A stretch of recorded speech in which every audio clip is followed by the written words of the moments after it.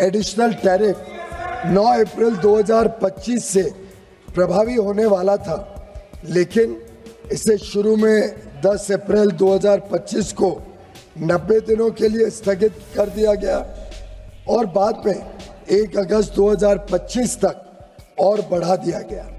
अमेरिकी राष्ट्रपति Donald Trump द्वारा भारत पर लगाए जाने वाले 25% आयात शुल्क को अब 7 अगस्त तक के लिए स्थगित कर दिया गया है। पहले ये शुल्क 1 अगस्त से प्रभावी होना था। इस घोषणा के बाद भारत में चिंता का माहौल बन गया था और केंद्र सरकार विपक्ष के निशाने पर आ गई थी। हालांकि भारत ने भी अमेरिका को सख्त संदेश दिया। केंद्रीय वाणिज्य मंत्री पीयूष गोयल ने संसद में कहा कि सरकार राष्ट्रहित में हर जरूरी कदम उठाएगी। ट्रंप ने ऐलान किया था कि भारत पर टैरिफ लागू किए जाएंगे। इस पर भारत सरकार ने जवाब देते हुए साफ किया कि बातचीत अभी जारी है और जो भी कदम उठाए जाएंगे वो देश हित को ध्यान में रखते हुए होंगे। इसके बाद अमेरिका ने ये फैसला 1 सप्ताह टालने का निर्णय लिया है। इस मामले में वाणिज्य एवं उद्योग मंत्री पीयूष गोयल ने सदन में कहा कि अमेरिका द्वारा भारत पर लगाए गए आयात शुल्क यानी कि टैरिफ के प्रभावों का आकलन लगातार किया जा रहा है और राष्ट्रीय हित को सुरक्षित करने और आगे बढ़ाने के लिए सभी आवश्यक कदम उठाए जाएंगे। क्या कुछ कहा था पीयूष गोयल ने, आइए आपको सुनवाते हैं। मैं सदन को 30 जुलाई 2025 को अमेरिकी राष्ट्रपति द्वारा 1 अगस्त 2025 से द्विपक्षीय व्यापार पर लागू होने वाले टैरिफ के विषय पर दिए गए वक्तव्य के बारे में अवगत कराना चाहता हूं। 2 अप्रैल 2025 को अमेरिकी राष्ट्रपति ने रेसिप्रोकल टैरिफ पर एक एग्जीक्यूटिव ऑर्डर जारी किया था, जिसके तहत अपने व्यापारिक साझेदारों से आयात पर 10% से 50% तक एडिशनल ड्यूटी लगाने की बात कही गई थी। 10% की बेसलाइन ड्यूटी 5 अप्रैल 2025 से लागू हो गई है।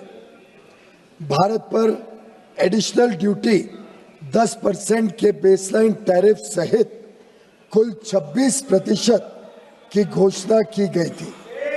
मूल रूप से full country specific additional tariff 9 अप्रैल 2025 से प्रभावी होने वाला था, लेकिन इसे शुरू में 10 अप्रैल 2025 को 90 दिनों के लिए स्थगित कर दिया गया और बाद में 1 अगस्त 2025 तक और बढ़ा दिया गया।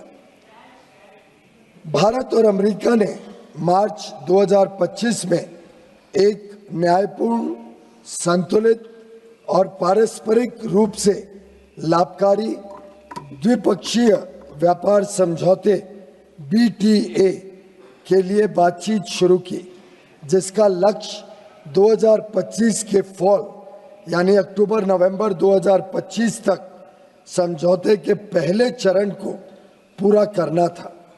दोनों पक्षों ने 29 मार्च 2025 को नई दिल्ली में आयोजित पहली फिजिकल मीटिंग की चर्चा के दौरान द्विपक्षीय व्यापार समझौते की बातचीत शुरू करने के लिए विस्तृत टर्म्स ऑफ रेफरेंस TOR को अंतिम रूप दिया।